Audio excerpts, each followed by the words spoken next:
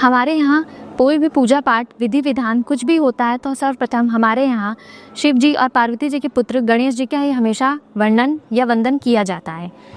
इस पांडुलिपि में अगर आप देखेंगे तो ये ऋग्वेद की पांडुलिपि है और इस पांडुलिपि में गणेश जी के वैदिक मंत्र के बारे में बताया गया है जो कि यहाँ निम्नवत है। और इस मंत्र के बारे में यह विशेषता बताई गई है कि अगर कोई इन 3 मंत्रों का जाप कर लेता है, ये जो वैदिक मंत्र हैं, तो अगर विद्यार्थी विद्या की प्राप्ति करना चाहते हैं तो विद्यार्थियों को विद्या की प्राप्ति, कोई धन की प्राप्ति करना चाहता है तो उसकी धन की प्राप्ति, और अगर कोई मोक्ष की प्राप्ति करना चाहता है तो उसको मोक्ष की प्राप्ति हो जाती है। और अगर कोई इस मंत्र का जाप नहीं कर सकता है तो अगर वो गणेश जी के इन वर्णित 12 नामों का भी जाप करता है तो उसको भी वही फल प्राप्त होता है जो इस वैदिक मंत्र को करने से प्राप्त होता है। ये उसकी असली पांडुलिपि है और ये उसका अनुवाद दिया गया है। अगर हम दूसरे पे आएँ तो अगर हम महाकुंभ के स्लोगन पे भी देखें या हम महाकुंभ के भी देखें तो यहाँ पे हमेशा एक कलश बना हुआ है। तो लोगों के मन में हमेशा ये जिज्ञासा आनी चाहिए कि कलश ही क्यों बना है, या हमारे यहाँ कोई विवाह होता है या हमारे यहाँ पूजा पाठ होता है या कुछ भी होता है तो हमेशा कलश का महत्व दिया जाता है। तो यहाँ पे कलश के बारे में बताया गया है कि हमारे कलश में इन भगवानों का वास होता है। हमारे कलश के मुख में जहाँ हम लोग नारियल रखते हैं वहाँ पे भगवान विष्णु का, उसके कंठ में भगवान शंकर का, उसके मूल भाग अर्थात नीचे के भाग में ब्रह्मा जी का, मध्य भाग में मातृगण अर्थात हमारी जितनी भी शक्तियां हैं उनका, और कुशी प्रदेश में सारे सागरों का वास होता है। इसलिए हमारे यहाँ जो कलश है उसका बहुत ज़्यादा वर्णन मिलता है। अगर हम थोड़ा आगे बढ़ें और देखें तो यहाँ पे कुंभ शब्द का अर्थ दिया गया है या कुंभ शब्द के बारे में बताया गया है कि कुंभ शब्द क्यों होता है। हम लोग लोटे में रख दें या किसी और चीज़ में रखते हैं, परंतु इसका वर्णन अगर हम समुद्र मंथन से जोड़ें तो जब समुद्र मंथन में भगवान विष्णु मोहिनी का अवतार लेके कलश लेके जाते हैं तो वहाँ पे ये बताया गया है कि देवराज इंद्र से ये प्रार्थना की जाती है कि हे भगवान देवराज इंद्र, आप जो है अमृत से भरे हुए जल को जो है वो जाने का मौका दे, ताकि ये जो जल की बूंदें हैं या फिर जो जल है, जो अमृत मूल जल है, वो हर जगह 4 जगहों पे गिरे। तो ये उसका असली रूप है और ये उसका अनुवाद है।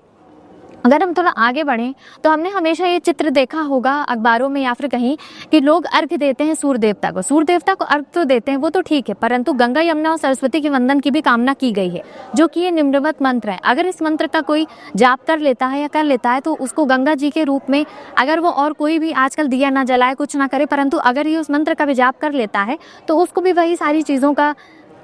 फल प्राप्त होता है जो कि उसको वैसे प्राप्त होता है। अगर हम थोड़ा और आगे बढ़ें तो यहाँ पे कलश को हमारे मानव शरीर से बताया गया है कि हमारा जो मानव शरीर होता है वो कलश की तरह ही होता है, और कलश को जो है अगर हम पर्यायवाची के रूप में जाएं तो उसको घट की संज्ञा दी जाती है, और घट जो होता है उसका अर्थ होता है कि वो टूट जाता है। ऐसे ही जो हमारा शरीर है वो हमेशा नश्वर है और वो हमेशा जो है वो मिल जाएगा मिट्टी में, इसलिए हमारे यहाँ शरीर को, अस्थियों को प्रवाहित करना संगम में बताया गया है।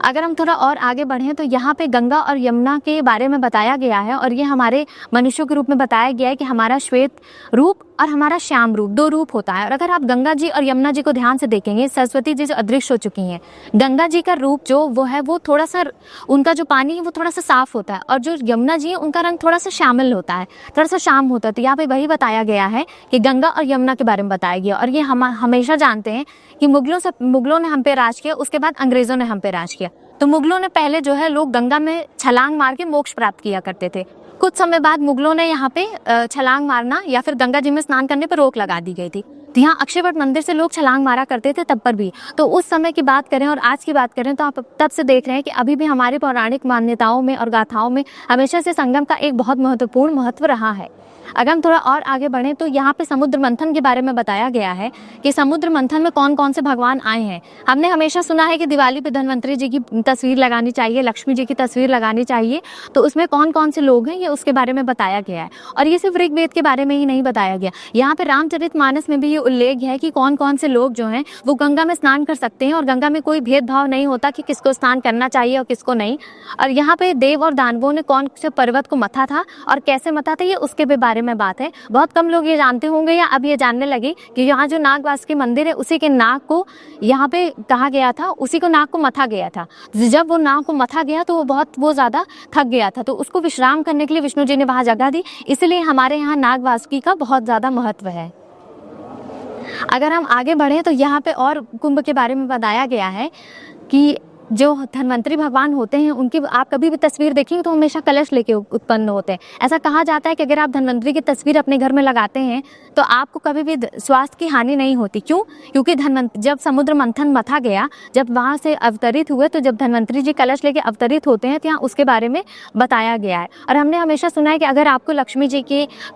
लक्ष्मी आपके पास नहीं आ रही, आपको कोई समस्या, तो आप श्री सूक्त का पाठ करें। श्री सूक्त का पाठ करने को तो हमेशा कहा जाता है, परंतु कभी किसी ने ये नहीं देखा कि श्री सूक्त का पाठ किया क्यों जाता है। श्री सूक्त का पाठ इसलिए किया जाता है क्योंकि जब लक्ष्मी जी समुद्र मंथन में मथ के उत्पन्न हुई थी 14 रत्नों में, तो उनका जो स्वागत है वो श्री सूक्त से किया गया था। इसीलिए जो है श्री सूक्त के बारे में इसका वर्णन है और इसीलिए कहा जाता है कि अगर आपको लक्ष्मी जी की कृपा पानी है तो आप श्री सूक्त का पाठ करें। अगर हम थोड़ा आगे बढ़े तो हम यहाँ देखते हैं कि प्रयाग की महिमा के बारे में भी वर्णन किया गया है कि जब भगवान श्री राम यहाँ चित्रकूट की ओर प्रस्थान करते हैं तो वह यहाँ कुछ देर भारद्वाज आश्रम में भारद्वाज ऋषि के साथ गुजारते हैं। तो यहाँ पे उसी के बारे में बताया गया है और यहाँ पे लिखा गया है कि जो बहुत सौभाग्यशाली होता है उनको इन 4-5 धामों में वास करने का मौका मिलता है, जिसमें प्रयागराज, चित्रकूट, श्रृंगेरपुर ये सब मुख्य हैं।